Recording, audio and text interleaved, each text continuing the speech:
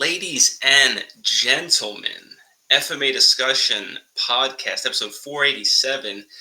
This is going to be an extravaganza you are not going to want to miss. Make sure you like, comment, share, tweet, all of it, because this is one for the books. Ladies and gentlemen, we are going to have the man himself, the man who started it all, Guru Dean Franco, FMA Discussion Podcast's own. So we're going to be discussing not just the channel, but also blade technologies. We're going to be discussing Western Piper methods, attribute development, and most importantly, the future, not just of the FMA Discussion Podcast, but also his journey in the martial arts, particularly Filipino martial arts, where he sees the future of these systems and where they're going to be growing. So I don't know about you, but I'm super excited. Ladies and gentlemen, help me welcome on the show the one and only Guru Dean Franco. That was quite the intro. Is that right? No, that was impressive. Gotta keep my job. So yeah, this should be fun. Kind of reversed, right? Yeah, we've actually we discussed doing this a while back, so it's cool to see that it's actually coming to fruition. And now, as a psychologist, I got to ask, how do you feel being on the other side? You're in the hot seat, getting the questions today. A nice kind of relief, nice break. You know, I've been for going on. Well, it'll end of October. It'll be 5 years, man. It's just so surreal. So yeah, kind of okay with just being asked questions instead of my freaking camera. Why does it do this? I might have to just quickly. I was wondering why your camera was a little blurry. Yeah, I just thought your aura was so powerful. It was it's just resonating. Okay, this will be a quick fix. I'm just gonna come. I don't know why it does this. All right. Okay. And the man has left, ladies and gentlemen. That was the most shortest, most brief podcast in FMA Discussion history. I hope you enjoyed episode 487. And he's back. Here he is. Yeah, I don't know why my camera takes a life on its own. So I was saying, kind of, it'll be 5 years this October. So, so it's always nice to when you kind of get a break and you can just kind of sit back and just answer. Did you ever think it would go 5 years? I mean, that's a long time. Oh God, no. I mean, my original ambitions were just, as I mentioned before, would anybody just listen to me? I mean, no intentions that I was thinking like 5 years. No.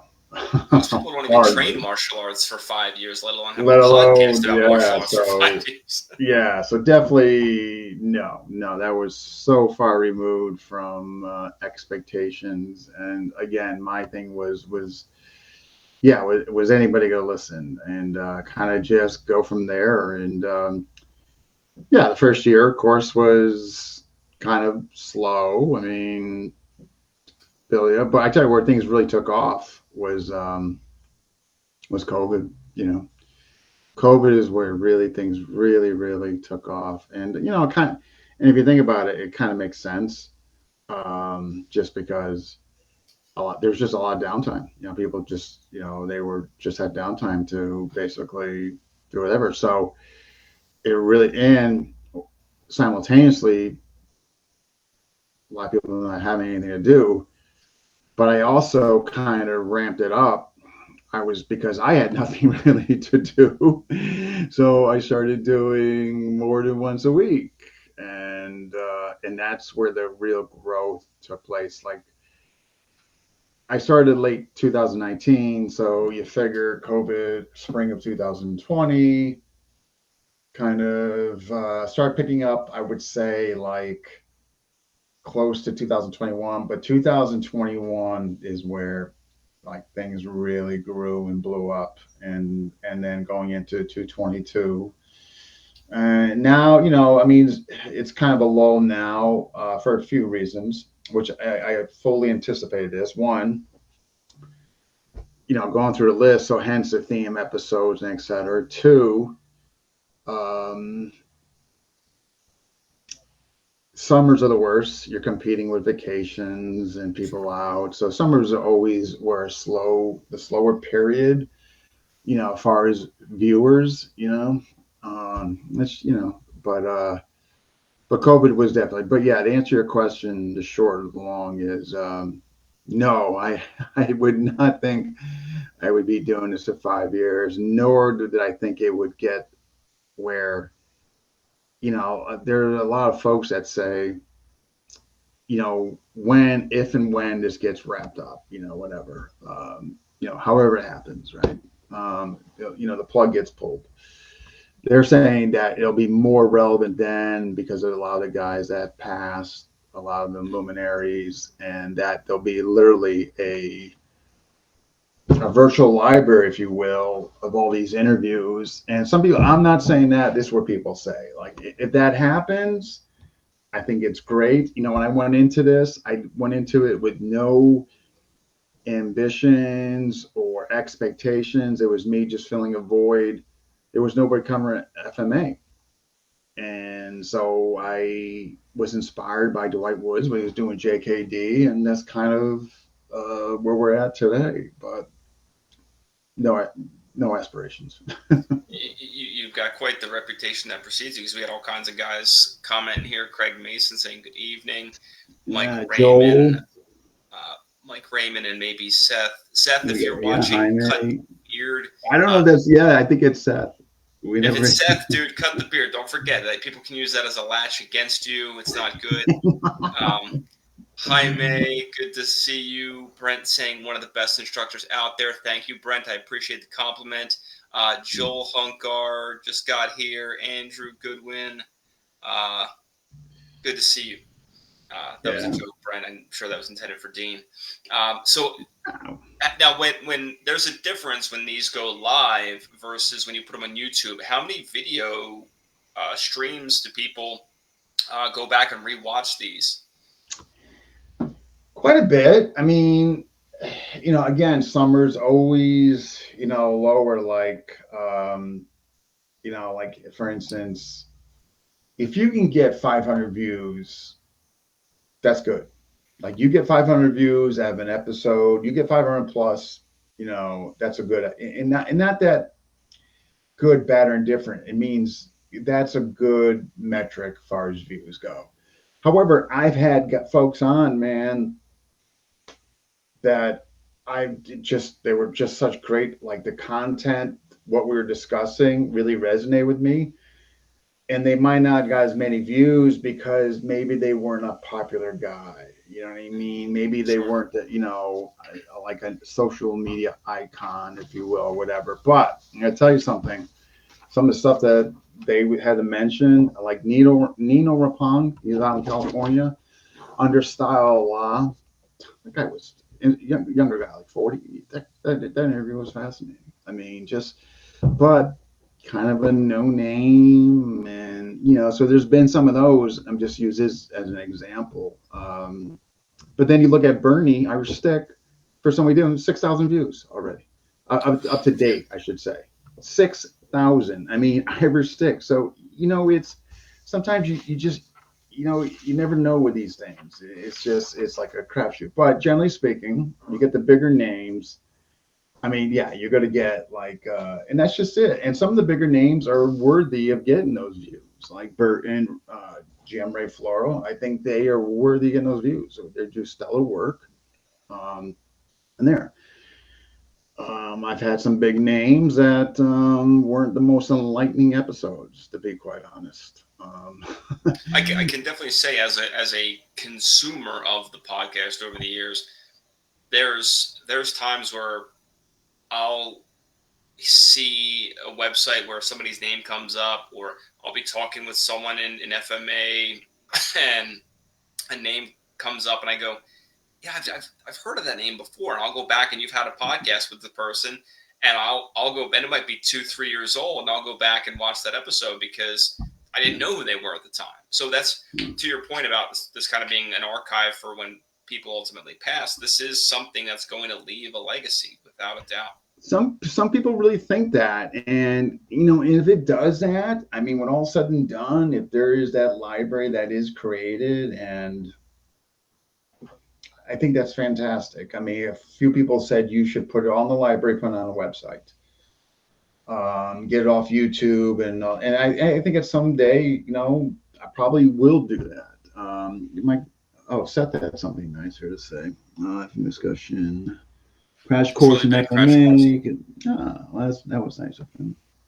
And that was a goal, you know what I mean? So I think, and sure, Jam Ray, and we got the Gator. We got some other guys, Guillaume, Norman, Guillaume, Brent, I was just playing, but Norman, thank you. Brent, Ray Floro, so we got Australia in the house. Thank you, GM. Yeah, so he's coming on again to bringing GM Ray on. I mean, there's somebody right there. Profound respect for, which we'll be talking about later, attribute development. Absolutely. Right, but getting back to the whole thing with FMA discussion. So there's a duality, right? So we got the library of videos on YouTube, and God knows what we're gonna do with that. But then we have the group where we're promoting obviously FMA, right? Seminars. If you're selling weapons. If you're promoting something, and then kind of announcements and just keeping the general public and clue who's coming on next and et cetera, et cetera. But also at the same time, the group is different because our zero tolerance for behavior, name calling, and any of that. I mean, matter of fact, I just had to boot 3 people out just last week, and it was really quiet before that. And so but it's known where you can go to FMA discussion, convey your opinion without getting slaughtered. Because if it happens, I just remove people. Like if there's name calling, I don't even give I used to give write the person and kind of give them a verbal thing. Now I just don't. I'm just so far beyond that. It's like if you don't get it by now, yeah, you don't need to be here. And the thing is, we're top heavy. I mean, there's 16,000 in there. You know what I mean? So if a few got to go because they can't just simply act like adults, well, yeah. I had an interesting interaction with someone. I won't say his name, but this was about 3 weeks ago. This person's put a seminar flyer up in FMA discussion, and it was somebody that I had shared a mutual instructor with probably 15 years ago. And the person reached out to me and said, "Hey, how you been? Are you still training? What's going on?" And I talked to him and I said, "Oh, I train with Dean Franco now." And he goes, "Oh, I don't know the name." And I had to laugh because it was so interesting that they were in FMA discussion. But FMA discussion has gotten so big; it's become this entity bigger than you. I mean, it's kind of cool that you built something like that. I'm hardly. Well, you know my personality. I mean, I was a little pissed that he didn't know you. I'm not offended by that by no means. I was offended for you, but I thought it was interesting because you can look at it from both sides. Like, why the hell doesn't this guy know Dean Franco? But it is because it's. But also, this thing is so big, but it's gotten bigger than one person. And it's so funny because I have to make my presence it was so on autopilot there for a while, and then a couple things erupted, and now I kind of got complacent, to be honest. So I have to make more in there, just scrolling down. And the ones you got to look for are the ones that got a ton of comments. That's where you're going to see. If you get a post in there, you see 3 comments, you're probably okay. You get something in there that's got 50 or plus, you know that somebody is a potentially, Joel's got my side on this. He said he was pissed too. Joel's a good guy. I appreciate that, Joel. I mean, there's a good guy, right? His name will come up when we talk about WPM. But so one more question about FMA discussion. Sure. So, how do you? I know most of the answer to this, but excuse me, for those who may not know, how do you typically handle in FMA discussion when there is some infighting between groups? Okay. Whether somebody says something on a podcast that others don't agree with, or there's a post about something. How do you handle that? there's going to be disagreement. And I think disagreements can be very healthy if there's respectful dialogue. I think it's great to have dissenting opinions. However, if you can't convey them in a respectful manner and you resort to name calling or just whatever, I just have zero tolerance for that. So I have no problem with people having conflicting lenses or discussing something. As long as it just doesn't go to name calling and all that, then that's fine. I mean, and that has happened. Just to go back, I was running the show by myself, and when we got around 3,000 members, things got freaking hairy. I'm in there putting out fires. I'm in there and because A, it was by myself. Two, I didn't have any rules, so there wasn't even where folks could reference something, right? And I'm just like, this is freaking ridiculous. I'm like spending all my time like just putting out these stupid fires. So I got a couple moderators, which helped absolutely, and put rules in there, and that's what did it. But I tell you though, in conjunction with that, kicked out like 10 people. Like, so showing like, hey, look, if you're gonna do this, man, you're out. You know what I guessing they mean? were like the repeat offenders. Right. And so the word started going around like, hey, man, FMA discussion is not the place to do that. If you do, you're gonna get removed. And the word, it did go around. And so I mean, it's, yeah, I mean, we're at 16,000, and again, up until last week, things have been pretty quieter. Now, I also need to get on we got some posts coming in there that are, I gotta make a post on that. I've just been so busy with just everything. Well, but I have to get my hands back in there and just kind of just more guidelines to what's being posted in there, because there's some stuff coming in there that's just, I don't know. It's just, we're getting flooded. I mean, I'll wake up in the morning and there could be 30 posts ready to go. So what I do is, if I put 30 in one time, man, that's just crazy. So I will put like a third in morning, midday, another third at night, like, and 30. That's excessive, right? I mean, generally 10 or under, but there are a couple days I'm seeing that. Like, I took 2 days off. I just needed a break, right? I go back there, there's 40 posts in there. I'm getting like an anxiety attack because I gotta like, filter these things out throughout the day. And so what I'm gonna have to do is, if I know I'm gonna be away for a few days, I'm gonna have to like obviously call upon you and just make sure you're. Well, it's funny because I'll get in there like midday and I'm like, I checked it 3 hours ago, there was nothing, and now there's like 7 or 8, and then just I try to leave the ones I'm not sure if they're approvable or not. I usually leave those for you. Yeah, and I can look over them. Like a couple weapon guys, man, they're pounding weapons in there. And I I've been don't leaving mind that. those. I've I been leaving know. those because they're flooding the They're flooding. page. I got like Volpe's who donates to every freaking thing we do. He donates to all the raffles we do to donate to the sick, the kids, right? And you got these people that want to fund, and they don't donate a freaking thing. So who do you think I'm going to gravitate towards more? Sure. The guys Yeah. that So, help and I said that. I said to one guy, and I'm not, this wasn't my happiest moment, but I was just having a bad day. And I wasn't mean to the guy. I just go, hey, look, I got to be honest with you. Volpe's doesn't post as much as you do, and he donates to those raffles. Like, yeah, so. Got Callie in the house with Mike Mecabenta. Yeah, I get Chad. Yep. Good point, Brent. I like that. Be right and be kind. That's going to help with a lot of that infighting. Yeah, and that's kind of what I've been trying to do. I mean, like, I don't think I could do any better than what I'm doing in there without like turning myself into, crazy land. Chad and Richards with Miami and Kansas, both in the house respectively. Yeah. So, but it's, the whole thing. It's funny. FMA discussion, the group. I initially started because where to put the videos in there. Yeah. That's really what. Matter of fact, I had that before the YouTube. I was putting the videos in there, then the YouTube came along. So it was really a housing per se. After I did the live interviews, I would put them in there. But then it just started growing when FMA discussion started growing.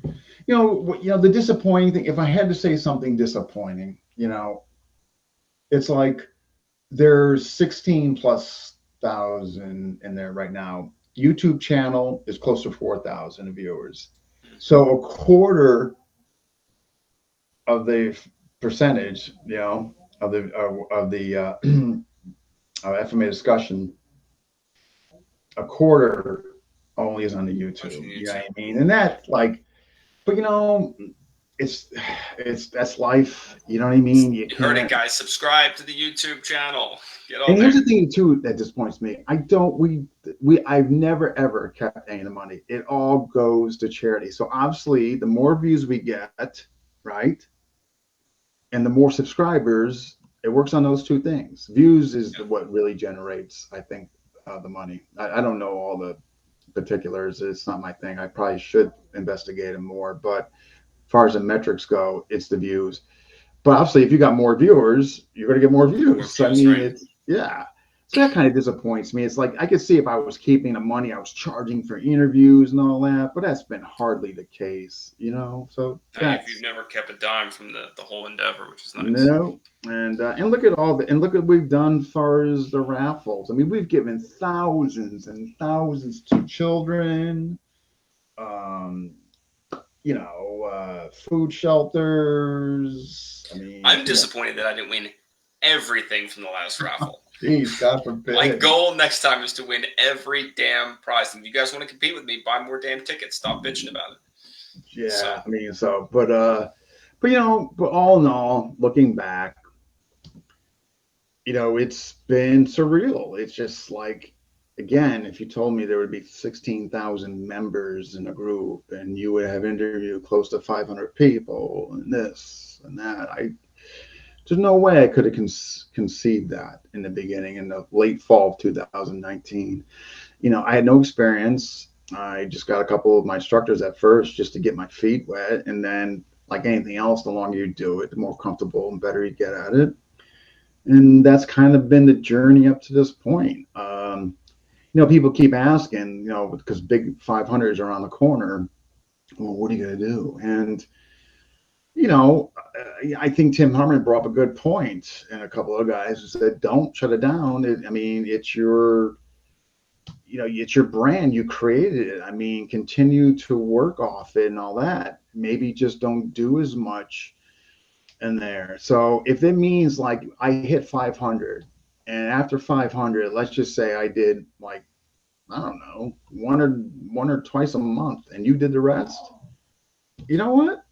I'd be perfectly happy with that. Like I don't need to keep doing what I'm doing.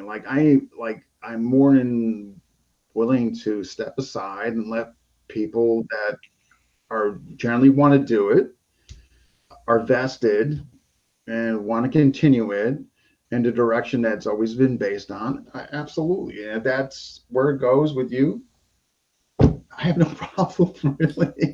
can you highlight Joel's comment there? I think he summed it up really well. I think Okay. we all appreciate what you do, Dean. Thank you. You are the quietest and most generous man in FMA. Just look at how you are promoting WPM. Just buttering up my instructor. Yeah, just over his upcoming test. Well, Joe, thank you. That was very. And we got Super Ken. So dig What's it. up, Professor? So You gotta work on your flow, man. We gotta. you're not Rich. Don't even come on, Rich. Don't even. Okay. All right, so switching gears. A lot of Yes. people don't know this. A lot of people are aware of Thank you, Rich. blade tech at this point, blade technology Yeah. system. What a lot of people probably don't realize is that blade tech predates FMA discussion by a long shot. This is not a quote unquote new system that just came out of nowhere. Blade tech was in the works for a long time. So Yeah. Never, Rich. I love you've anything never else eaten with balut? you, but You've never eaten balut? I have. It's an experience. It's quite an experience. no, no. So give people the background on blade tech. Yeah. So okay. So Carl Chanza I have to give credit to Carl Chanza, who I've not seen. God, it's long overdue and way too long. But anyway, so I was a rep under Carl in the early 2000s. And when Carl went public, there were 6 or 7 of us. Everyone went to sword. I went to knife. And this camera is going to drive me batty. I don't know why it does this. Hey, It's there got you like go. a It's starting to come in. mind its own. If it doesn't, I'll just do what I do. But anyway, hopefully it'll clear up. So, um, yeah, second one did sword. I was the only one that did knife, and because knife just always resonated with me. And so um, he saw that I liked it, was kind of doing well in it, and he goes, "Hey, why don't you call your faction Blade Technologies?" And the name is stuck now. While it was a name for the Carl's faction, I really I was just starting to play with 2-on-1. But at the time, I wasn't thinking like, "Hey, I'm going to put this under Blade Tech." No, I mean, Blade Tech at that time was a faction on Carl, Connecticut representation of Atienza, right? But I was continually developing, and then finally, like 2 or 3, I'm like, you know what? I'm um, Nobody's doing this 2-on-1, or not that I've seen. I mean, Burton was doing it, but I had no connection to Burton. I mean, like there wasn't social media. I mean, um, so I started putting on there. So in the beginning, Blade Tech was purely defensive. There was no offense in it because my frustration with the community and where I was going with this was um, I couldn't make things work that I was getting at the time. Here it is. I was going away, getting this information, coming back, and my 2 training partners who are still today, I I couldn't stop their attacks. Couldn't stop their gross motor oriented attacks. Couldn't stop them. So here I am, the quote unquote FMA guy, and can't stop these guys' attacks who are basically or grapplers. I was gonna But say, wasn't at least one of those guys a wrestler, if I remember correctly? You both said were both were. both. That's what made our little training group. I had the eclectics. They had the wrestling grappling. That's what made our, you know what I mean? But could not stop their attacks. And how freaking embarrassing, just depressing. I mean, I'm spending all this money, I'm traveling, and I can't stop these guys who have no FMA experience at all. But so I started taking a hard look, and what happened simultaneously, so a lot of the plans kind of lined up at this time frame. Um, I had a severe knee injury, multiple operations, a couple failed. So at the time I was training heavily in JKD, so I would go. So while they were doing their sparring rounds, couldn't be on the floor as a liability. My mobility was next to nothing. So I have guys just stab at me. So because I couldn't move, that was coming out. The next piece was like now their left hand started getting active, and so well, if I do this, I'm not really getting hit, and they're not able to switch hands anymore. Okay, last piece. Okay, what do I do from here? Disarm. So Nice. they didn't happen all overnight. It was piece, piece, piece, and then by 2003, 2004, hence where is it? The original DVD. I put it on there, and it's the smartest thing I've ever did. So nobody can say it like, no, you didn't do that. Like, no, it's it's right on there. So I don't want to hear it. I've been And making that a ton of money selling bootleg versions of that on eBay. bootleg version. And so really, when I first came on, it was really the early 2000s. My first knee operation was 2000. So I mean, but I didn't put the connection putting under the umbrella of Blade Tech because Carl gave that name for Atienza. You know what I mean? So yeah, respect for him. I just kind of, but I had the school then. The school was taking off. It was tough for me to be a student. Yeah. So basically, I was running school and fine tuning and being against knife, and so that, yeah. So historically, I know a long way of answering your question. Um, was started defensively, and there was no offense until a year and a half ago. Yeah. So yeah. So I want to get to a few of these questions. So Joel asked, why did the blade resonate with you so much? Hmm. I was in the Kung with Ron Kozakowski, so I was doing JKD. I had to do a makeup class, so I figured, let me go to this Kung class. I'll just see what they're doing, right?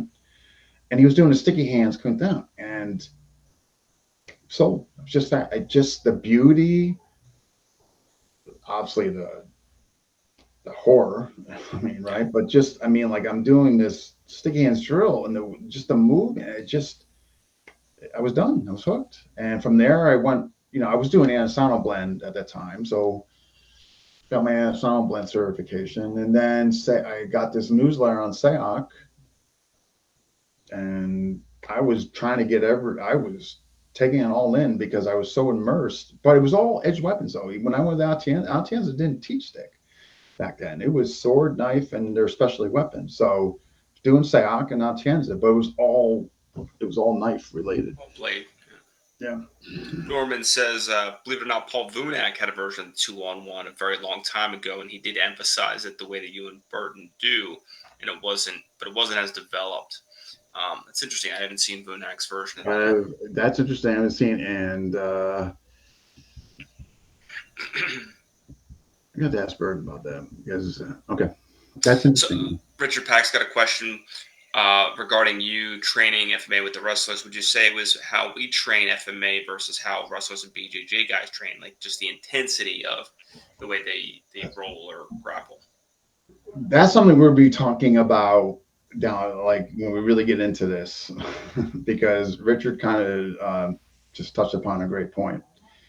Like, absolutely, I mean, like I did, these guys made my clinch what it is. I mean, like, I'm just grateful for these guys, but they had, in other words, it wasn't. It was, I mean, so yes, on the intensity from the grappling and their clinch, their takedowns, yeah, so very much so on that, yeah. So how did that progression go where you start out doing the things you were taught and you're being met with failure after failure because these wrestlers essentially are shutting down your technique. So how did you go Mhm. and really start to figure out what worked for you and what really to this day works for your students? Well,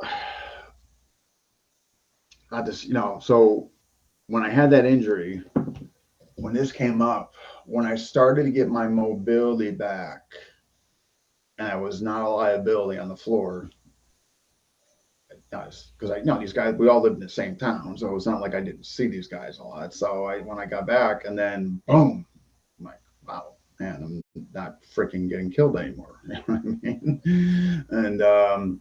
And then from there, just evolved, refined. Um, but yeah, so it's kind of ironic. Through an injury, I kind of, and I'm not saying I'm going to found this here. I want to be very careful of this. I discovered, right? Because we see ancient pictures of, right? So by no means am I saying no, no, no, no, no. So self-discovery of an injury, right? But obviously people have been doing 2-on-1 for God knows how long, right? Sure, we see it in other Yeah. arts in So different I want to make formats. sure that, yeah, Bow, some of these other arts have a right. version of it. Yeah. Um, so why did you basically spend 20 years before you went public with Blade Tech? So one, I had the school and I was just so busy. I mean, I had 150 students, I had satellite programs. I mean, I just, even when social media came around, I wasn't on social media. I was just so many people were telling me about Facebook and I didn't know what the hell they were talking about. Um, so I sold the school in 2012. Um, I had a 10-year plan. It was open 2002, somewhere around there. And I said, look, 10 years, you know. So 2012, I sold it. Kind of took a year, kind of, dealt with the loss of my father, um, which really rocked me for 2 years. I was kind of living subconsciously. Um, and I wanted to become a student again. So when I kind of got through my father's passing, um, so 2014, I sought out Burton, Abenir, um, and I just jumped in being a student. I think 2000 later, Tom Soda. So it was so funny because I didn't go back in as slow. I no, mind you, too. When I had a school, I was still training. I wasn't like under somebody. You know what I mean? Um, Yeah, yeah. but yeah. So I think because I was so removed from being like a student, I jumped in like both feet and just yeah. So I was like Burton, Tom, and Long Avenir like all at the same time, and yeah, and that's when I really made a concerted effort. Ki, I was always immersed with Illustration, ever since Mark Ly's book. The problem was there's just nobody on the East Coast teaching it. I was going to ask when my two questions. One, you already answered, was when you met Tom Sodas. The other was going to be about KI. So Tom Sodas, funny. I mean, the best $150 I ever spent. So I always knew about Tom. I always knew he was in Rhode Island. I just didn't know to the degree about him. So on Facebook, he's offering this Bob for sale, $150. First person comes, call him up. You still got it? Took the top off my Jeep and just flew out to Rhode Island where he's at, threw Bob in the back. But I'm thinking like I'm gonna give this guy money. We'll have some pleasantries, and I'll be on my way, right? But quite the opposite. He basically, Renee might be jumping in because there's some questions he wanted to ask, Okay. just so you know. But so he's like, hey, do you have a few minutes? And I'm like, sure. He goes, hey, I want to show you something. I want to show you my methodology. And I'm like, wait, this guy's going to take time to show me. Like, who the hell am I not to? So he maps everything out, and I'm just blown away. I'm just blown Nice. away by the context, the established context he had to methodology. And I'm just looking at this, and it's kind of like you find what you've been looking for, but you just didn't know how to look for it. You know what I Yeah. mean? It had to be like, you know what I mean? And hook, line, and sinker. Signed up that night. Been with them ever since, and he has such a profound influence on Blake Tech on the offensive set. You know what I mean? Awesome. Context and methodology. Tom, I don't know if they come better than him. I mean, he's just yeah. But yeah, so that was that. I'm sorry. Was that the question? Sorry. Yeah. So the second part of that was Grandmaster Z. Glad to have you. Oh, Um, hey, man.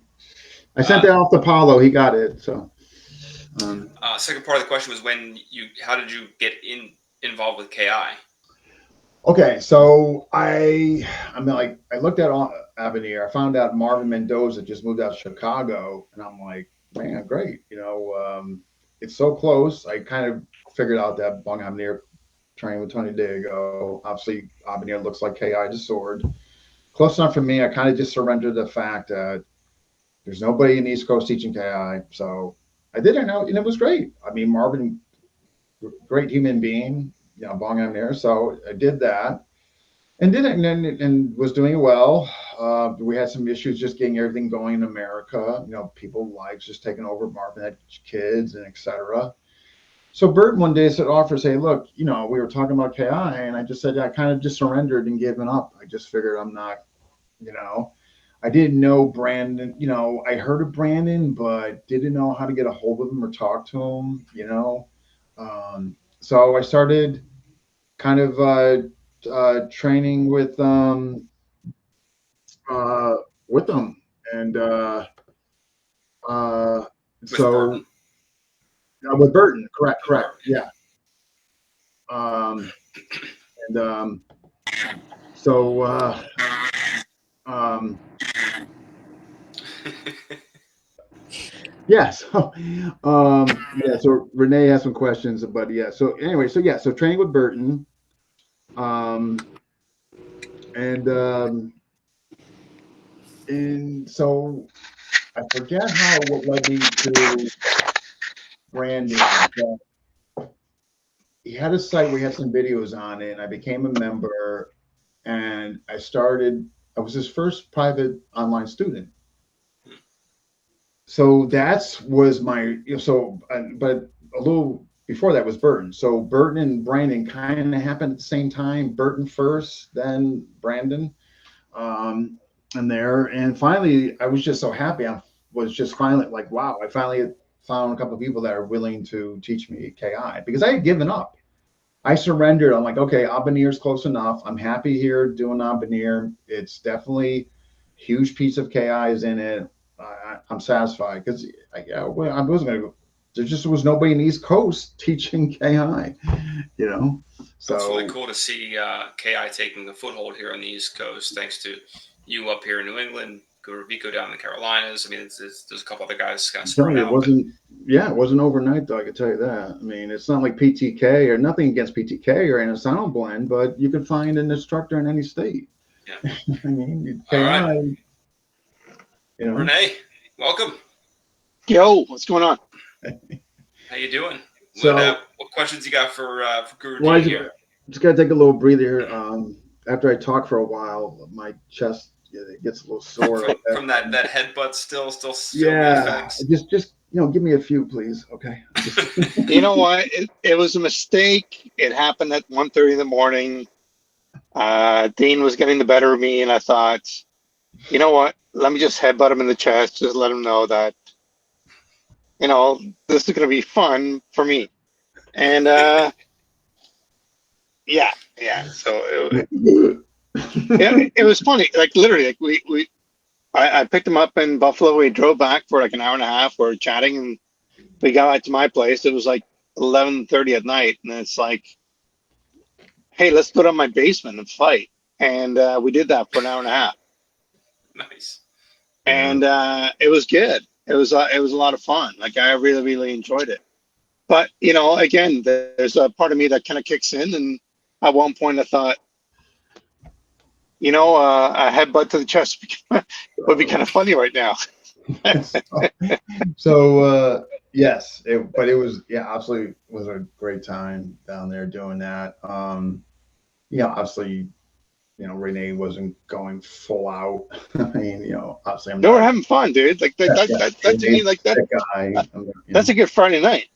Yeah. No, it was definitely, it was absolutely, yeah. And And the funny thing is, like the next morning, my wife was like, "Were you guys like hitting each other last night?" It was yeah, like yeah, I could hear you guys. It's like, That's awesome. and then I have between my feral kids and my feral dog. Yeah, it was good times. It was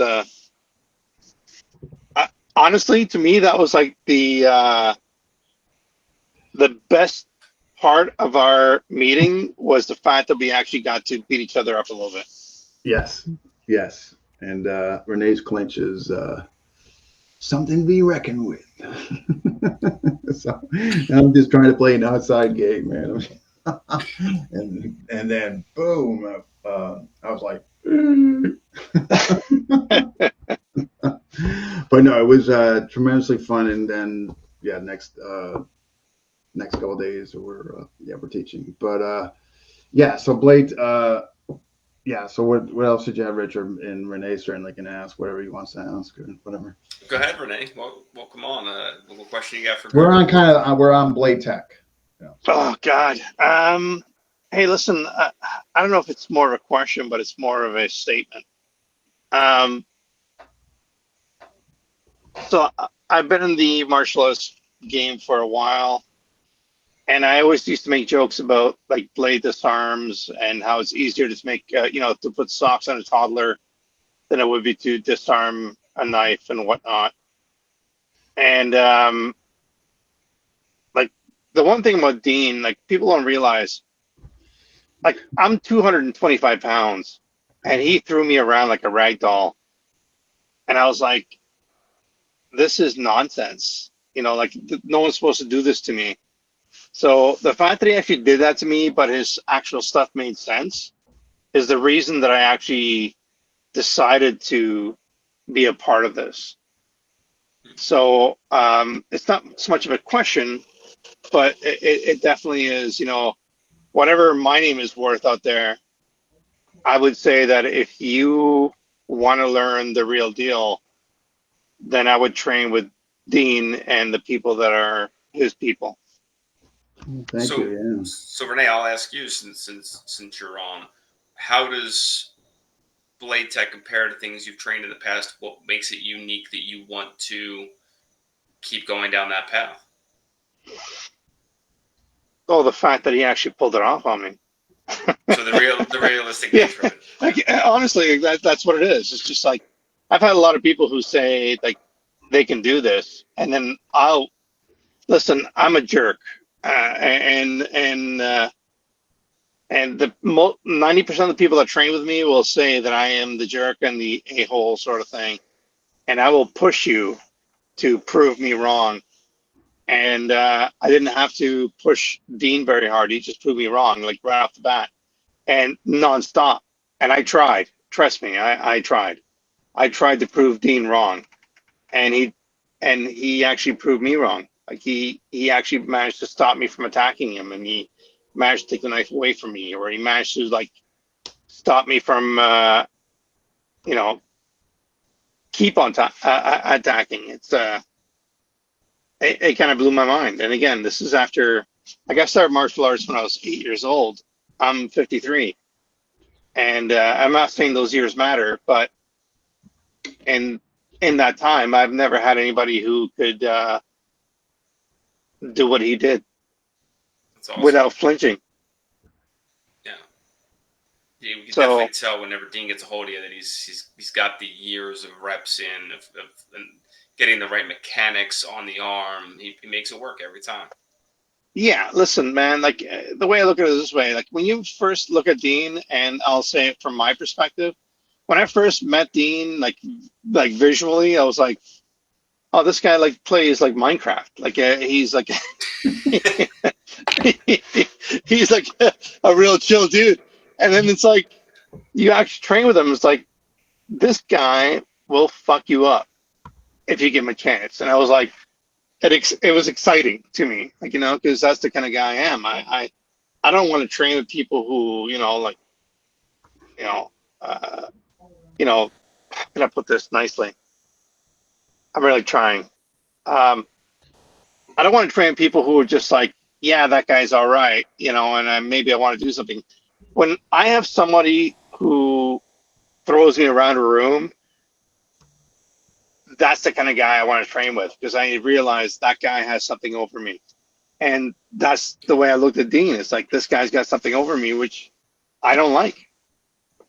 So the only way I can do this is to actually train with him. He And was the he really was shitty getting part about this whole thing is I like him. So it's like and even like my wife was like when Dean left, it was like that was a real nice man. I'm like, yeah, I know it sucks, doesn't it? Like it just so yeah, no, like the dude's got some he's got some hardcore skill and he's got a really good attitude to boot, which is a real rarity in martial arts these days. Well well. said. Appreciate it. Well I said. mean, I gotta tell you, but he was. I tell you, towards Renee was getting it. She spent like 10 minutes with him. He was having it. And here, I just want to say too, man, there's guys out there, man. You're not gonna disarm. While I think I do pretty good based on the years I have and the reps. But I'm gonna tell you something, man. There's guys out there like you get. Like I'm gonna tell you right now, you get some of those big Medusa guys, man. It's gonna be freaking hard. Those are the ones that are like 300 pounds and they're coming. I definitely would entertain it and try my best. But I'm just telling you. So, when I look at camps, in other words, to me, it's really important to have two factors in your camp when you're trying to develop empty hand against knife, or you're trying to get decent at it. or better results is you got to have the guy that is offensively sophisticated that could just like on a dime, kind of Lameko, like, you know what I mean? And then you got to have just big, strong grappler, wrestling oriented guys who have natural elbow home.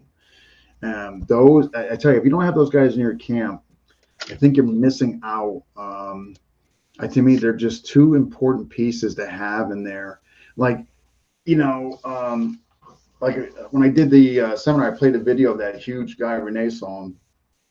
And I'm telling you, man, couldn't disarm this guy. This guy was jacked. This guy squeezed metal balls. I mean, they're out there. But sometimes you got to just, maybe you had it held on the arm enough where your family got away. You know what I mean? Sometimes that's going to be as good as it gets sometimes, but You have to, you got to know when to exit martial arts and then enter like reality. There are yeah. just some people who are just, you're not going to outpunch. You're not going to outgrapple. You just have to outstab them.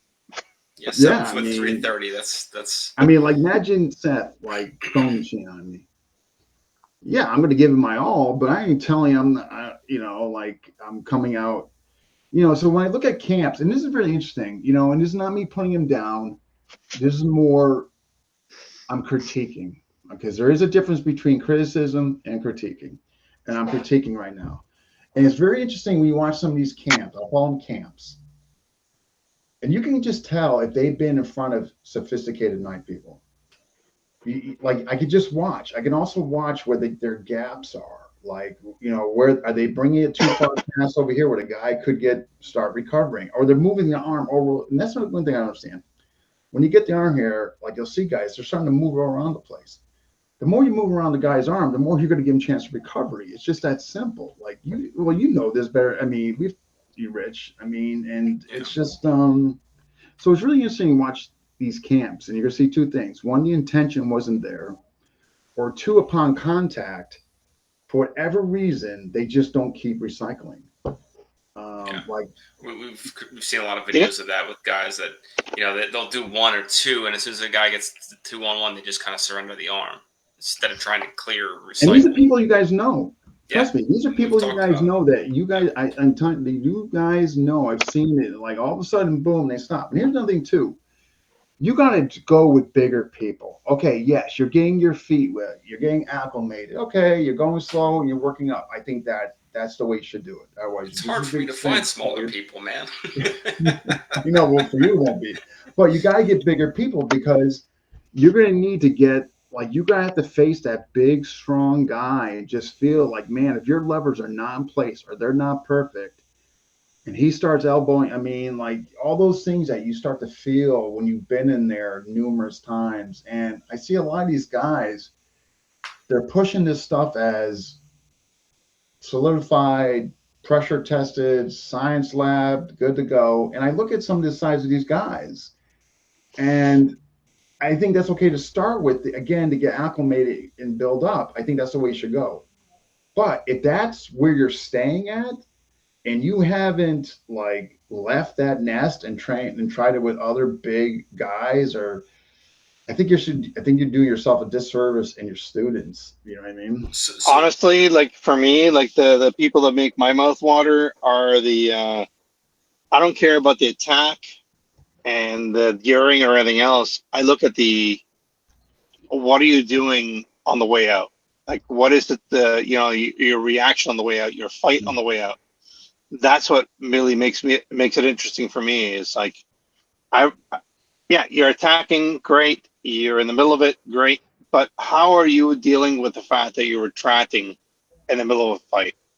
And that's what I really enjoy, because that to me means like forward thinking. It means I thought about how I'm going to attack this person, what I'm going to do when I'm in there, and then what I'm going to do on the way out. Because most of the fights I see, or most of the training videos I see, they'll show all this beautiful attack and beautiful, entry and everything else, but their exit is bullshit. And that to me is the big thing. Like with my guys, at least, that's what I really encourage. I want to see that thought of when I leave, what's happening. So speaking of the importance of training realistic knife arts, Piper is definitely an art that emphasizes the exit with things like the flick and the lock and drop. But before we get into the exits, Piper does get a lot of critiques online for being very flowery and not realistic.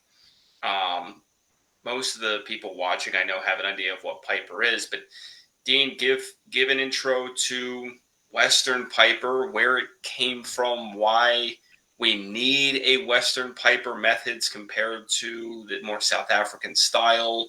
Where did that come from? Well, I mean, it's kind of due to unfortunately to a couple things that weren't in the plan. You know what I mean? And uncontrollable. So everybody knows. Obviously, it was with Lloyd. What to give? Yes. In my case, Joel, mostly platform shoes. That seems to help. It does help when you put those 6'1" inches on there. Yeah. So am I in the wrong podcast? no. You're still fine. Yeah. So obviously, those who know, I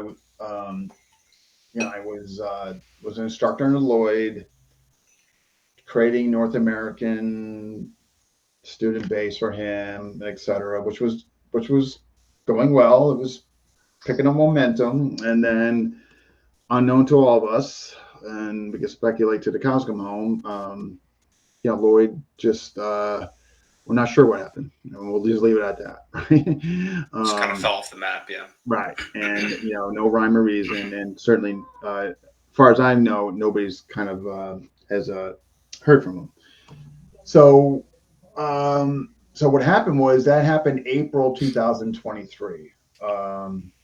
So when that happened, I thought, okay, well, it'll be a couple of weeks. We'll hear back from him. And then we're kind of getting into May, June. Then everybody else is saying, like, hey, have you heard from him? No, I haven't heard from him. Have you heard from him? No. I mean, so kind of becoming like like, did we lose him? I think we might have. Oh, well. Renee, are you there? Oh, you're back. Okay. So, so kind of June, I'm thinking like, I wonder if he's coming back or not. Like nobody's heard from him. And so everybody's looking at me like, and I understand like, okay, well, what now, Dean? What we're going to do? And and the thing is, I never asked to be put in that position, but at the same time, I felt compelled because here this is a student body still working hard for their next level, and it's certainly not their fault that somebody just decided to vacate without notice. So I kind of picked up the pieces and continued, but obviously through the remainder of 2023 going, but there was always that gray area of like kind of riding off the coattails of him, can't really use his logo and etc. I mean, just there were some just iffy things that I wasn't comfortable with. We had a pretty nice one. I mean, but I mean, what I mean. But just there were some iffy things. I just wasn't comfortable with him not being there. You know what I mean? Sure. And so finally, I said, I got to either like conclude that he's not coming back, and just I got to run this and just start from fresh with a new name, a new logo, and et cetera. And that's kind of ultimately what I did. And it wasn't an easy decision, and the thing is too, people don't understand, like and it's something I never really talked about because things just kind of took off with WPM. But like there was this, like me and him had like a relationship. I mean, like I kind of considered him as a friend. I mean, we were meeting twice a week. I mean, it's not like, we weren't talking a lot. So, it was kind of disappointing in that regard that, kind of what he did in lieu of, in light of like the relationship I thought we had or perceived to have. And so, so long story short, kicked off with you. Well, this better than anybody, with you and Nick, the logo. And look how fast it grew after we kicked off that logo in there. And the best thing I'm happy about is the culture. Like there's a culture within our group that are really good guys, really working hard, supporting one another, and I wouldn't change that for the world. And what's neat to have you two guys on here because you guys got a unique perspective on both Blade Tech and WPM because you're both are ranked. You know what I mean? So I think it's neat that you guys are both kind of here, ironically. You know. Piper was interesting. It was the first art I actually trained with you in because when I moved up from Pennsylvania, I'd previously trained with Loyola Lieto in New Jersey, but so did Gary Bradley when we were other students. When I moved to Connecticut, I kept hearing Gary tell me, "You got to train with this guy Dean Franco. He's the real deal." And I added you as a friend on Facebook. I got him on the FMA discussion podcast Facebook page and was watching some stuff, and you posted about doing an online Piper seminar. I think it was the first group one you had done way back, and we're one of the early ones. And I was like, I don't know if I really like this art, but it looks kind of funky. I don't know. I'm kind of curious what it's about and how to defend against it. Yeah, right. And I've just been hooked ever since. Yeah, and it'd be interesting to get Renee's take on it. I mean, much to your point, Burton was 2 weeks ahead of me, and we were talking, and he goes, "Yeah, you should check it out." And I started watching videos, and I was like, "Good heavens, man! How would I defend against this?" Because you guys know my obsession with empty against knife. If I may, sure, go ahead. So, yes, I've lived a pretty colorful life. I can't believe that. And even like through my travels, like through the Amazon and everything else, and the things that I've seen, like the stuff that you're teaching relates to the things that I've seen. So for me, I look at it as like, not only is this guy putting things, like he's not putting A and B together, he is putting A and B together for me to actually understand the things that I have lived through. So that's what made it like easy for me to say, hey, I want to try Dean, or I want to represent him. And again, I have to say, if it wasn't for the fact that I like Dean, I wouldn't do this. Yes. Because if I didn't like him, I'd be like, yeah, cool, go do something else. But this dude, like to me, he has been very, very cool with me. He's been very cool with my family. And his material relates to the things that I've actually seen in real life. So these are the factors, like why I train with Dean, like plain and simple. Nice. Do you have any specific questions for Dean about WPM?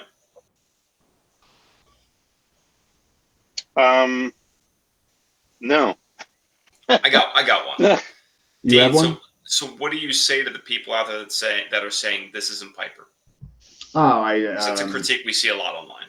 Yes. Well, I think it's twofold. Okay, I think there's that.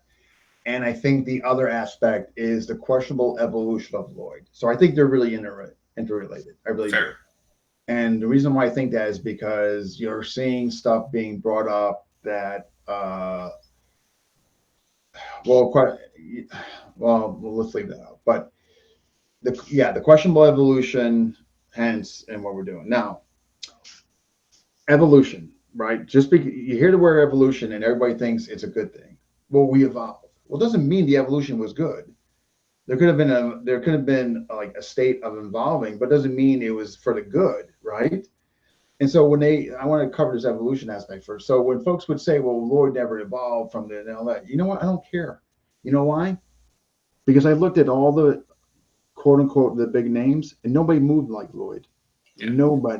Nobody moved like Lloyd. And you know what? That was enough for me. I don't care if he evolved or not.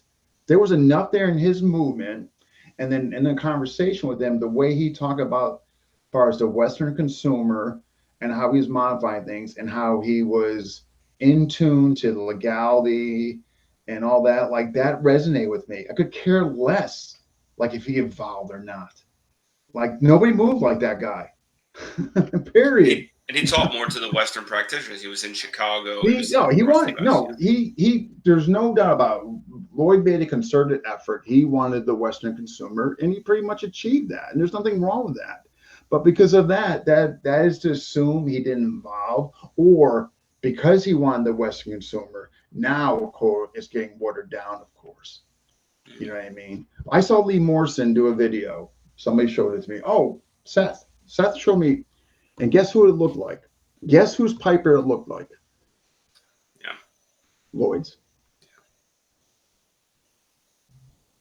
So it's just, yeah. So people are going to say what they're going to say, right? Hey, Seth, send me that video. Yeah, I will. People are going to say Seth shouldn't have an issue with it. They're going to say what they're going to say. And usually when people do that, it's because they feel vulnerable sometimes. Yeah. Right? I mean, have we acted like that? Right? It's their own insecurities coming through. And we've seen that not just in Piper, but in other arts as well. Somebody breaks off from a system, does their own thing. And it's not just Piper. You're right. It's not just Piper. Right. Everybody says, oh, that guy didn't know the whole system, or he didn't know what he was doing, or he never really had. And Lloyd was the first Master Guardian. I mean, obviously, he knew enough to get to that point. Lloyd did things. I mean, there were subtleties that Lloyd would do. And if it was so amazing, too, is Lloyd didn't go into a lot of the level 2 stuff. Yeah. I mean, yeah, I don't know. What do you think? Well, let's get Renee's take, because Renee watched Lloyd, and Renee was pretty impressed. So, there, honestly, there is some stuff that Lloyd did that was pretty intense, and I really enjoyed. But I never trained with him, so I can't say anything else, beyond that. But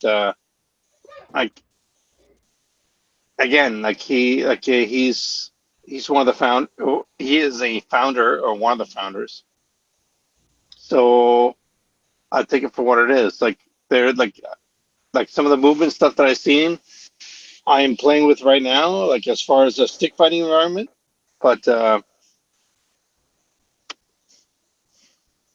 he's not around, so I don't really give a shit. Yeah, and that's another thing too. It's and that's another thing about, I mean, the other side might have some legit concerns regarding Lloyd. I mean, don't get me wrong, man. I mean, Lloyd has aggravated people. Lloyd has definitely angered people through his behavior and all that. I'm not defending Lloyd. What I'm simply stating is that I created WPM because I made a conscious decision that if he came back tomorrow with bells and whistles, I was not going back for various reasons. I would never create WPM, right? Yeah. In there. And so I wanted people to understand that I'm not going back to him. This is why I'm creating this. Okay. And yes, I credit him with what he gave me. We also credit Nigel being the founder. We credit, right. There's not one of us that does not give that credit to where it belongs, right? And so that's kind of it. I don't, as far as what else to say on that. And I'm happy with the way it's going. I think there's a great group of guys involved. I mean, we got folks in Canada now that are really good people. I mean, Steve Leeds, Messenger, Jay Lago, I mean, Renee and Mark Medeiros maybe, and James. I mean, there's some good guys that are expressing interest. You know what I mean? And Darcy up there. And by the way, Mark Medeiros and I are doing a seminar next week. Just to let you know. Nice. What are you guys doing? Nice. We're doing madness. It's going to be absolute madness. Just madness. Yes.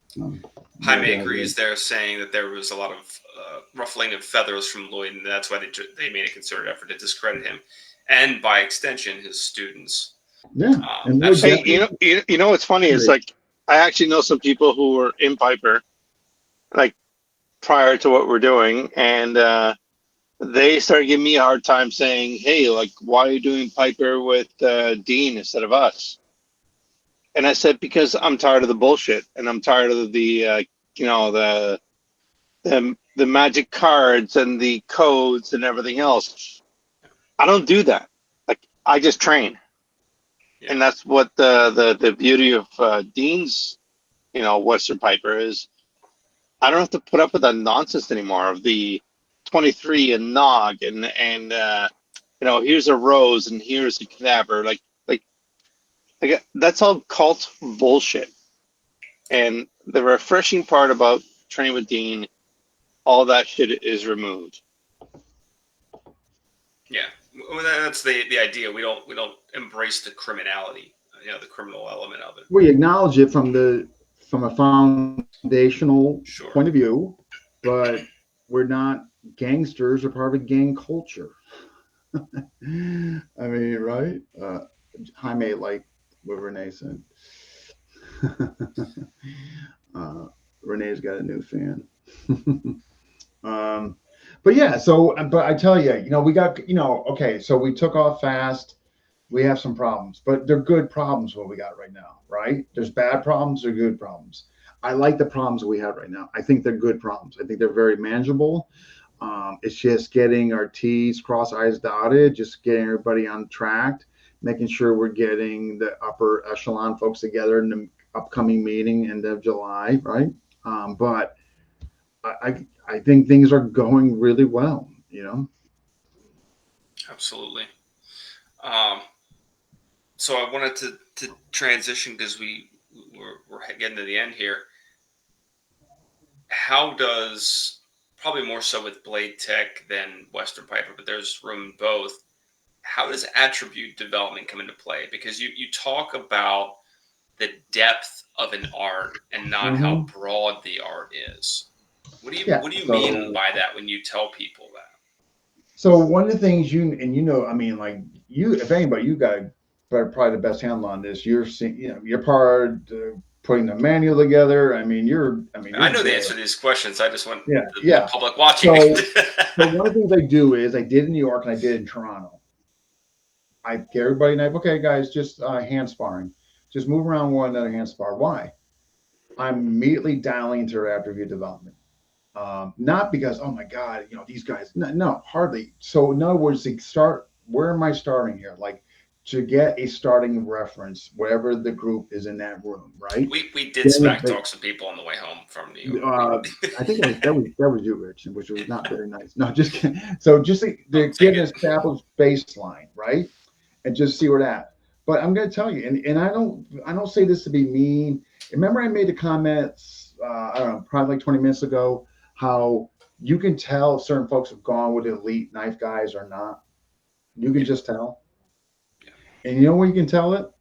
On a lot of times, just on whether they have an essence of recovery. That and in addition to moving and all that, how are they treating their center mass? Are they just keeping in the front all the time in there? And you can tell who's gone with elite guys. Like, who are my elite guys out there? Well, Tom Sotis, David Gould, and I haven't trained with him yet, but Steve Grody. I just had a conversation yesterday with him. I can have a conversation with Steve Grody, and I leave that conversation a better martial artist. There's not many guys that can do that through a freaking conversation over the phone. And Steve Grody is one of those guys, because if you get what he's talking about as far as attribute development in there, and you look at the commonality between the three in there, but the whole thing, again, how deep your attribute development as opposed to how much stuff you got on a bookshelf or a collection of, techniques. But so Blade Tech is, if you look at Blade Tech, there's really no memorization. Where's the memorization in Blade Tech? It's basically, I'm going to try to hit your hand and cut your thumb and index finger off. Your job is to do an evasion, but always putting an evasion with a position adjustment. So, I mean, where's the memory? And then counter, right? As far as you talk about the knife versus knife portion of Blade Tech curriculum. Right, right. Now, on the flip side, if we look at the defensive end, well, okay, we're looking at levers, getting in there, and all that. But again, where's the memorization? Right? Right. Just based on the mechanics and then go for it. Yeah. There's no patterns. I mean, so Blade Tech is not going to be for everybody, because those who like patterns or the art aspect, which is fine. Nothing against that. That makes you happy, man. That's great. But blade tech's not for you. We just got to be honest, right? And I'm honest with some folks. Look, if that's what you look, I'm not your guy. You know what I mean? Just in contrast, some arts, and I'm not picking on any art, but to use an example, Bikini is such a vast curriculum. It's absolutely massive. Whereas blade tech's a pretty small curriculum, but it's about always being able to improve your non-tail, improve your speed, improve your recovery, your accuracy, trying to use these attributes to constantly refine and get better. So your single direct is landing every time in the ideal world. Yeah, it's how much. There's other arts that it's funny, the arts that emphasize attribute development, because you've got it's getting few and far DeCampo, between, though, Rick. and that's kind of I know, but if you look at the FMA, it's getting few and far between. I think there's dog brothers out there that are obviously addressing that. You know what I mean? I can't say every dog brother's doing it, but I'm sure there's some. LeMaco, I think, does an incredible job at it. Matter of fact, in my opinion, probably the best. Right? I've heard it discussed in LeMaco and DeCampo, and I'm guessing that's probably where a lot of it came from Edgar. Yeah. Yeah, I think but there's some that's based on memorization and a lot of these systems. But again, if that makes people happy, I think that's great. I'm not here to, your journey is your journey. But when it comes to being against knife, if you are teaching it and you haven't tested it out, and you haven't tested it out in a wide range of different folks, and you're putting this out there, man, I think that gets questionably ethics. Like I have sleepless nights, man, making sure when I do a seminar, like, man, did I cover that? When I got back from Toronto or back from New York, like, did I do well enough to convey, because this is serious crap, man. What's interesting when we go to these seminars, we see guys that are ranked pretty highly in other arts, and their attributes are shaky. Yeah. Like I can tell you, Toronto, like Renee had good at. I thought Renee had good. Mark Medeiros, Darcy, and James Lynn. But then there's some guys that were working on it. And that's okay. I think that's great. But here's the thing: you got to establish a baseline. When you go into a room with different folks that you've never seen move, you have to establish a baseline, right? You have to. I like and that. Then, what's that? Saying, Brian, limit the frills, limit the drills. Yeah. But yeah, what do you got to say, Renee? I feel like I'm talking. Renee's speechless. I am. I'm just like listening. Where hostess with the mostest go? Well, go ahead, though. We'll wait till he gets back in here. But go ahead. Anyways, thank God that guy's gone. Jeez, what the heck was he talking about? On and on.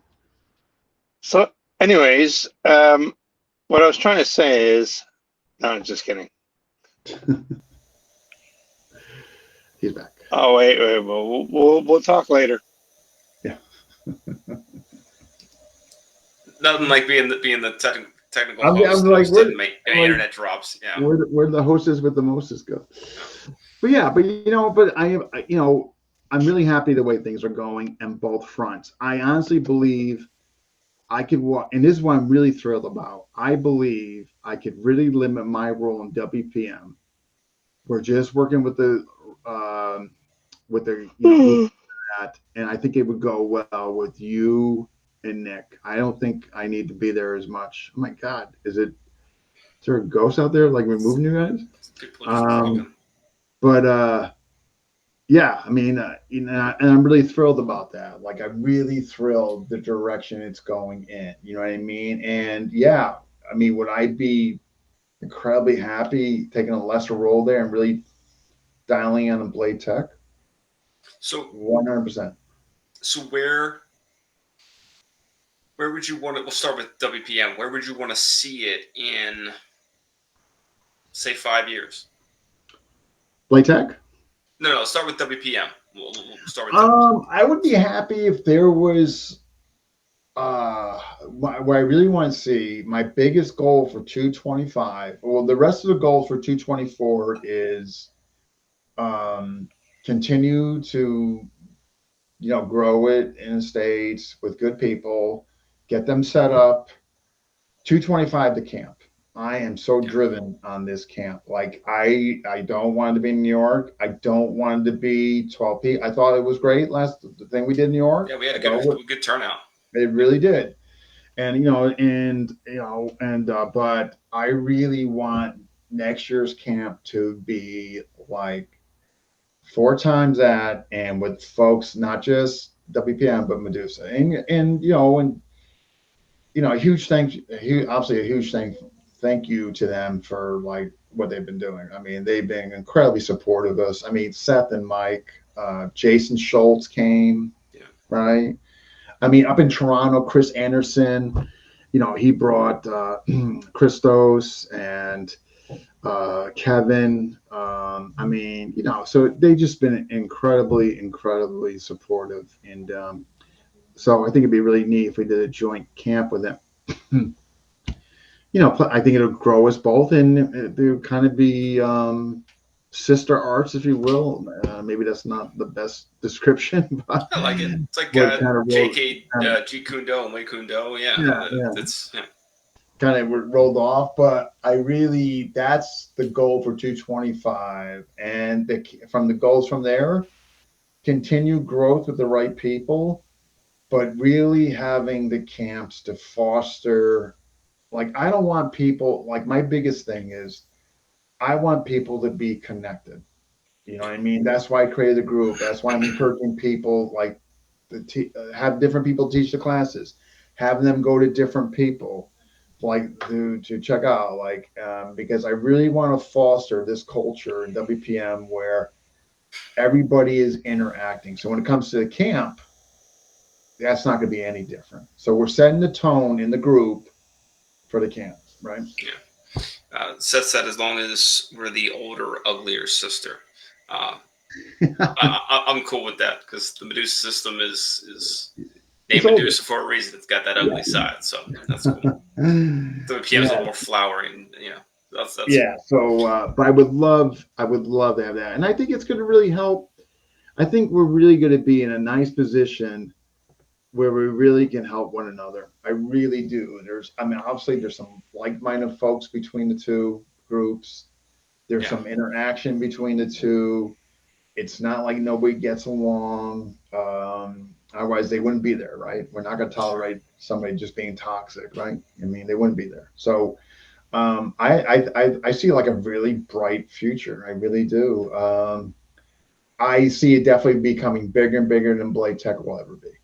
You know, Really, yeah, Blade Tech will never is not designed to be, and I'm okay with that. I really am. I really, really am. Like, I don't care if I like Blade Tech is so dear to me. Like, I want good people. Like, if I got you, I got Arnold in Atlanta, Renee up in Toronto, a couple guys maybe in the West Coast in there, Eric in Florida.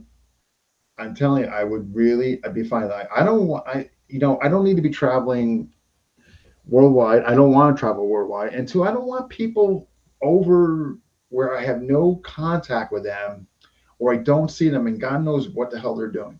sure. Like that to me, like that is of no interest to me. Like numbers is of little interest to me. So Blade Tech will never be as big as I don't think it'll ever be as big as WPM. To be So honest where do with you you. want to see Blade Tech in 3 to 5 years? Not just necessarily in terms of how widespread, but I know you've got some other modules you're working on. You and I are going to collaborate on the women's self-defense stuff. You've got alternative weapons. You've got some other components you're working on. So where do you see it growing Well, in those terms? I definitely want. I mean, I know there's a few things on fire, right? There's triple hire. I mean, solidifying that.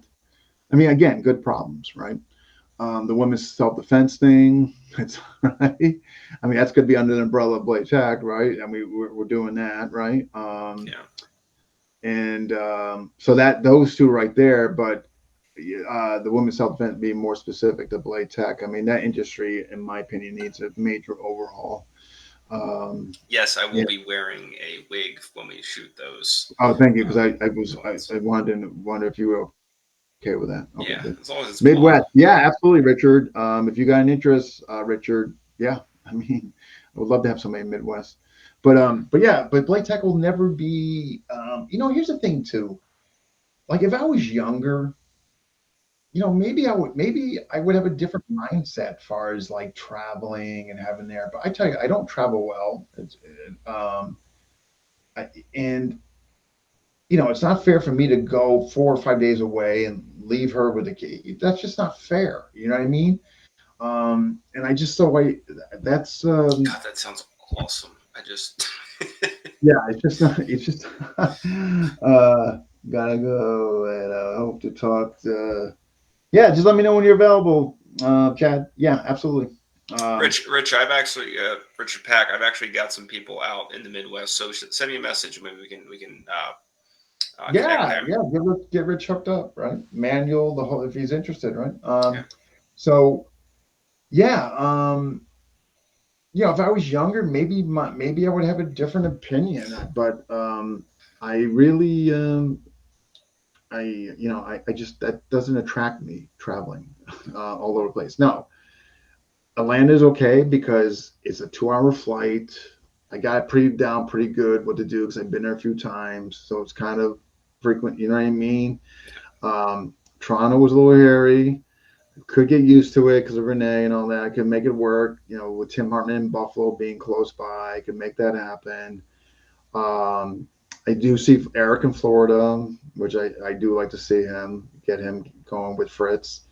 Um, Maybe a couple of places, and after that, I would be content. I got to be honest with you. You know what I mean? Like, but again, if I was younger, maybe I would have a different opinion. I love traveling. That's where I'm different. I'm like, let's send me, let's go. I was actually supposed to teach in France the week after the 2 weeks after the lockdowns happened back in 2020. If it's a Uh, couple-hour flight, I'm good. But when it started involving layovers and it's 5 or 4 hours, yeah. I'm just like, Well, we had yeah, similar experiences. I got stuck at the Toronto airport overnight one time going back from the yeah, Philippines, so I know how rough that is. yeah. I mean, it's just, yeah. I mean, I know, like, we're right on the Coach way. Danny. Oh, yeah, yeah. Okay. Oh, yeah, Mike. I mean, Seth. I keep seeing Mike. It's actually Seth. Yeah. And Texas, yeah, I mean, absolutely. Texas wouldn't be that far. Texas, I'm guessing, is probably like 3 hours or something. Texas ain't bad. Yeah, Texas wouldn't be bad. I've only been to San Antonio. It was pretty Yeah, nice. yeah. I think he's no. Jaime's on the border. Jaime's, I think, pretty south. Okay, yeah, I've Uh, only been to San Antonio, but it was cool. yeah. So, yeah. But I mean, like, yeah, maybe a rep Midwest, West Coast. I think I'd be, yeah. You know what I Just mean? a I couple don't. couple hubs basically. I don't see Blade Tech ever being bigger than WPM. Yeah. I mean, I could be wrong, maybe, but where it would happen? It would be a byproduct of people doing Piper that, oh, hey, I want to see some of that, but it would be a result of that. You know Like what I a mean? spillover, people cross training between. Yeah, which is kind of happening in Toronto. Like, a couple of guys expressed there, and Piper expressed interest of looking at that. So I think it could happen, and maybe like, maybe as a result of that, maybe. But we're not flowery enough here. You know what I mean? We have to, and I'm completely okay with that. I've come full circle in conclusion and accepting that we're just not flowery enough. You know what I mean? We don't have all the bells and whistles. It's hard work. At the end against knife is hard work. Yeah, You better be able to embrace failures and accept them. And attribute development, last I knew, wasn't as easy as memorization. Last I knew, right? yeah. I mean, it's hard work. Blade Tech is about work. It's about being your best version of yourself, but you're putting in the work, and that doesn't appeal to everybody. Can now in this discussion about the future of both of these arts, can you? I might be a little ahead of myself asking this question, especially live, but I'll go ahead and do it anyway. Can you dangle the carrot for some of the viewers regarding the future of getting the materials out there digital downloads, websites, future of that? When you say far as what? Well, we had talked about level 1 for both systems being easy to kind of do, um, Yeah. versus getting into the higher levels, level 2 blade tech, Western Piper, and upward, there being harder elements to grasp from something like a manual where you're seeing component as opposed to a fluid video where you're seeing how it all fits together. You and I had a discussion about maybe doing like a digital download format for the material so they can Oh yeah, see yeah, it. yeah, yeah, yeah. I'm totally. Oh yeah, I'm sorry. Now I know what you're talking about. I'm sorry. Yeah, absolutely. I just think that's just going to be an easier method. I think less time consuming and easier just to get into people's hands. I mean, I think it's really neat the manual we came up with. We had a written thing. It was Yeah. new. It was novel. I don't regret doing it. I think it was really neat what we did. I think it was Uh, well worth the time we put into it yeah. because I do think like people having access to something that they could read and get introduced to the material, I do think it actually served an incredible purpose Mm, as far as getting the material to more people. I think yeah. I totally agree with you. there's so many Yeah. people online now offering digital downloads for whatever cost. You click a button, put your credit card in, and boom, you got it. I thought a manual was something unique, and I don't regret that we did it. But I No. do think more material would lend itself to more of a streaming platform. And those I manuals are all over the world between the digital I ones that we sent know, out and the ones we shipped. and You that was another shipped. thing too. It's like, oh my God, people are gonna have them that don't, and I then they're think there's gonna like send four them. continents that have these manuals, man. But then That's you kind have of to, cool for this art being your yeah, baby. It's on four no, continents. it really is. But but there's also been a kind of surrendering on my part. I was so private and kept this like I never go public with this stuff. Okay, but but then you get older and you're like, well, what good is this going to be? Then you start seeing what other people are doing. And you're like, you know what? I really should get this I out think there what more. we got over here, it ain't too bad. I think it's time to release it. You know what I Yeah, mean? yeah, So there was definitely a good chunk of that. Yeah. So, but I think I totally agree with you. I think it's, yeah, I think we should definitely go that route. It could be a novelty. Hey, if you got level one, you got the Rip Man. That's a novelty, man. Good on you. But I think you're right, though. The others are just going to be just digital. Yeah, and I'm okay with that because I just think it's gonna be less time consuming, easier delivery, yeah. you know. And the thing with level two, here's a real reason too. Level two is it's going to be kind of tough. It would take a lot of pictures. Like if you're looking at the defensive movements in level two, like bumps, stops, Stops. Exactly. How do you show the difference in the pitch, energy between there, the right? bumps I and the mean, stops because they look almost identical I based know. upon the So movement. It's very hard to show that yeah, like difference in a picture. well, here's a better thing. Imagine trying to do Piper in a written manual. Dude, I had a hard enough time putting the curriculum together. So when doing The the, curriculum took me weeks. yeah, I would as well, Dean. Oh, Joel, you're too kind. I see every state years ago overseas. Yeah, I know. I am. Yeah, so I am now flowery enough either. Yes, there's somebody that's got good luck. Yeah, Uh, and especially now that the group of us are all working on the level 3 curriculum for Piper. That alone is becoming how its would you put own. that in a Yeah, manual? yeah, it's not gonna Okay, happen. after the disruption of balance, depending, I mean, like, There's too many variables. Too many. Yeah, yeah, yeah, I just think I just think there's just some material you just can't. I think it's just, it could be way better served in a video format where folks could just go back and, you know what I mean? I mean, level one was okay. It was doable in there. But yeah, the other levels are just it's got to be video. So the argument could be, okay, we do video and then we complement with a written manual, but then it's kind of like Something still over. good. Yeah. Yeah, you're looking at over kind of overkill, Well, right? the good thing about the level 1 blade tech manual, and I think the reason people should still get it, is it has so much of the theoretical foundations in there. We're trying, yeah, and you know Yeah. what, and if that makes so much sense that we did for the first one because there was some historical context in there. There were Yeah. the triangles, right? The context, right? So yeah, I mean, so just enough reason to definitely there where, but yeah, I'm with everybody videos. Yeah. No, I think no matter who is watching, if they have any interest in blade tech and Piper and they haven't sought out the material yet, get in front of an instructor, watch some of the videos, ask people that are doing it. I mean, these are two really amazing arts with two completely different personalities of And arts. look at the folks we got in there. I mean, Joe. I mean, God, man, that guy's done everything under the sun for our systems. I Yeah. mean, the Compo, Balintawak. I mean, talking about Renee one of the said more he's doing. accomplished guys in Canada in FMA. Yeah. Then we got like Renee, a dog brother.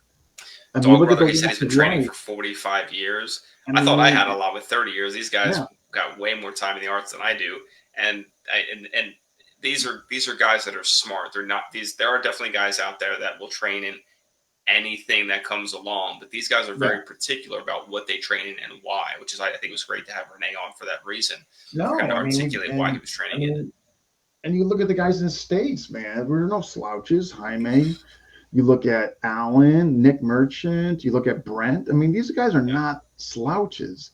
yeah, I mean, these guys come with a freaking pedigree of information, and this is why I have nothing but high aspirations with WPM. I'm not even concerned. It's so funny. I'm not even concerned. I just think with the core people that are there, the direction we got, the culture that we've created, all these existing factors, and with the people that we have, where else can it go but up? yeah. You know what I mean? I'm looking forward to seeing both Would Blade be a Tech and great, WPM yeah, take good off. Mike. Yeah, I mean Mike. Yeah, Mike hit. Yeah, um, yeah, Mike's correct. Yeah, and That's yeah, Mike. I said that yeah. about No, I mean Bruins. Mike's got his own system out there. He's got a group out there. I mean, we got some good guys. I mean, we look at some of the guys who are up and coming. Juan.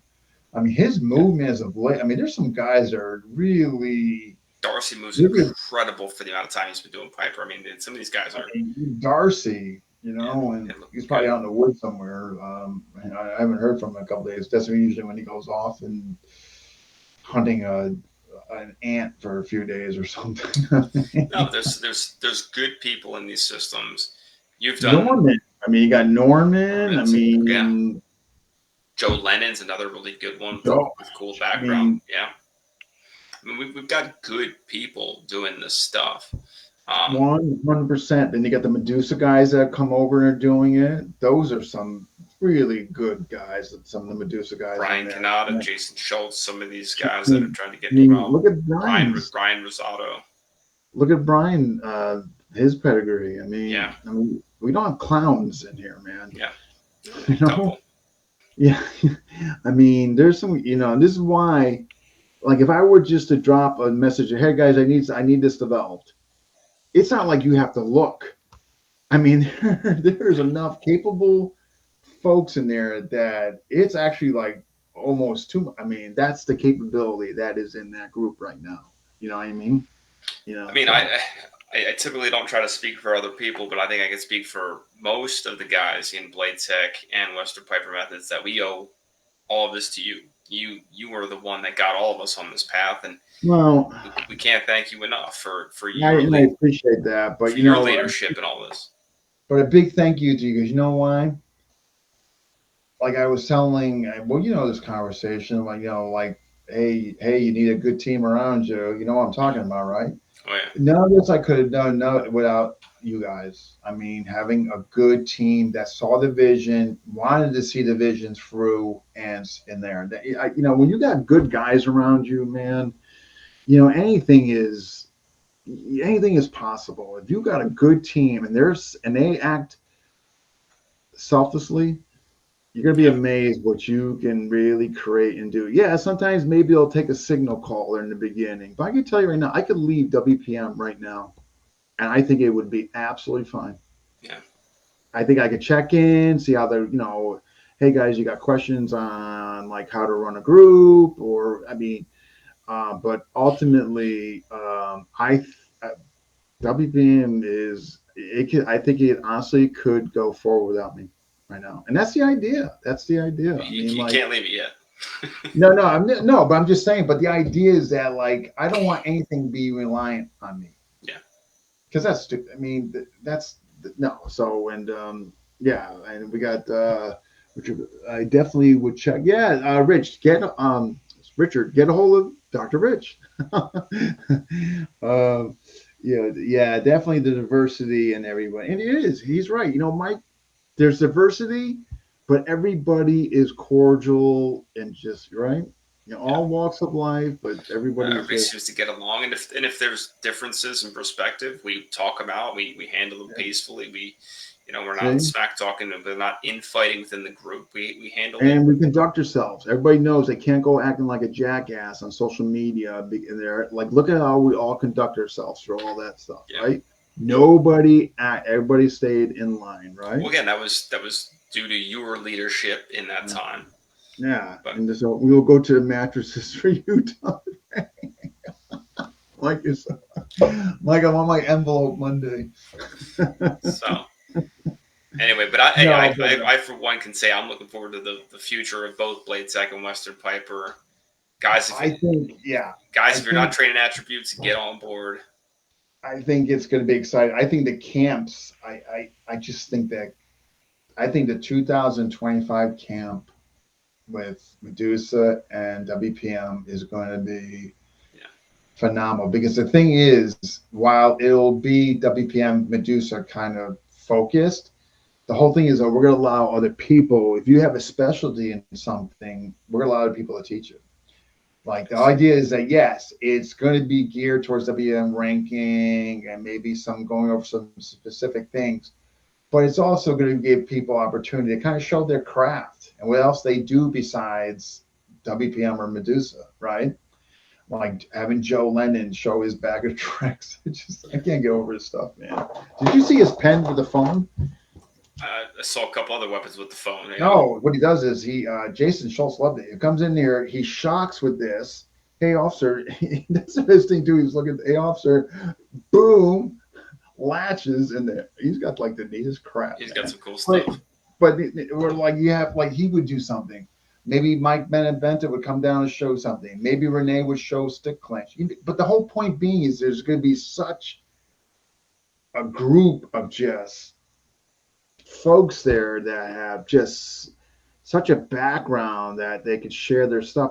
That's why I really wanted to. I wanted folks to be able to shine and show stuff because who knows, maybe they got something that could be integrated or in there, but we just haven't got a chance to see it because it's been kind of so WPM focused and whatever. You know what I mean? But you look at some of the Medusa guys. Man, they got backgrounds. Are you kidding me? Yeah. So I'm excited. I'm excited with you. I think it's. I think we're in a great time. We're kind of out of COVID. People want to get out and do things. I think the timing for us has been really good. I mean, look at the group of folks. They're motivated. Again, I think the problems we have, I think they're good problems. You know what I mean? It's just checks and balances, right? Yeah. There has been a cool look for yeah. Absolutely, Brent. There's another guy, right? I mean, do you have a date? Coach Danny, ideally, Brian Canada has secured a place. Ideally, we are looking at May before it gets like too blazing hot down there in Georgia. But I think tentatively May is what we're kind of throwing around. The one thing we are going to do is have it absolutely solidified by fall, so folks have enough time to kind of, make their travel arrangements. I mean, this is something that we're not going to spring on everybody in like April. You know what I mean? So yeah. Absolutely, you're more than welcome. Well, hey, this has been one heck of a podcast. I'm glad. I know, and we've covered a lot of ground. So is Is she okay? Is she? Mrs. Dr. Dick, I heard, laid the baby down probably about almost an hour ago. So Oh, so okay. So everything's good on that front. Okay. I'll tell her you said hello. Please do. And when we clear, I got something I got to tell you once when you put me down below and you close out. Oh, I can't do that. You're still. Okay. Yeah. We'll close out together. May is a good month. Yes, I think so, Coach. I won't be so hot down there. Yeah, and all that. Yeah, and hopefully you'll talk to Rich back. But yeah, okay, we're closing out. Hey, I want to thank you for doing this. Thank you. And I'm looking forward to seeing more of your interviews. I think you're going to do some great stuff on here. Thank you, and guys, if you're watching and you want to get involved with WPM or Blade Tech, we want to learn more about attribute developments, you want to keep updated with the camp, message Dean, message me. We'll get you involved with the right people. We'll make it happen. Absolutely. Well, hey, we'll close it out. Thanks everybody that watched and chimed in, and as usual, we'll do the. I'll be downloading and posting it. Right. Awesome. Yeah. Sounds like a plan. All right. So, okay, we're going to close out. Actually, I just need to. All right, folks, I'll see you next time. And just a quick thing. Who is next? Chuck Giangracco next week. And the 21st, Richard at African Martial Arts. That's going to be a Sunday. That should be interesting. So check it out, folks. You'll see it posted in FMA discussion on the where the poster featured. All right. See you guys then.